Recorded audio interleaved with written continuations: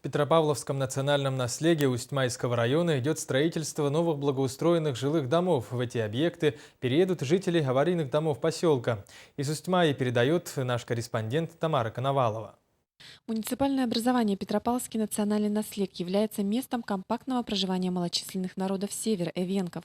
В состав муниципального образования входит два населенных пункта – село Петропавловск и Троицк, в которых проживают 1050 человек. Полностью в нашем селе вся инфраструктура есть. У нас есть аэропорт, находится врата района, Сахара, контроль находится у нас.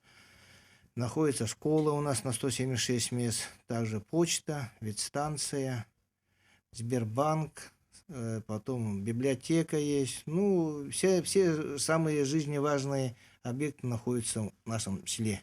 В Петропавловском наследии идет активное строительство новых благоустроенных жилых домов. 10 сельских семей Усть-Майского района в этом году войдут в новые благоустроенные жилые дома, которые строятся по обновленной федеральной программе «Устойчивое развитие сельских территорий до 2020 года». В этом году 5 год только прошло. Все почти построили до ноября уже 100%. Ведутся еще работы внутренние, отопление. Ну, проекты такие хорошие, смотрю, не одноэтажные, теперь двухэтажные дома строят. Ну, почти всех так. По программе переселения из ветхого и аварийного жилья в Петропавловске в этом году 8 семей получат ключи от новых квартир.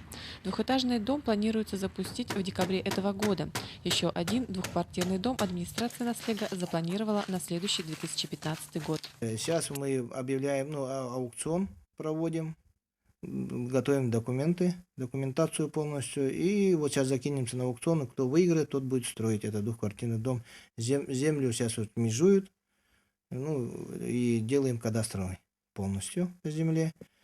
Ну и тот двухквартирный дом будет вводиться у нас где-то по плану до 1 сентября 2015 года.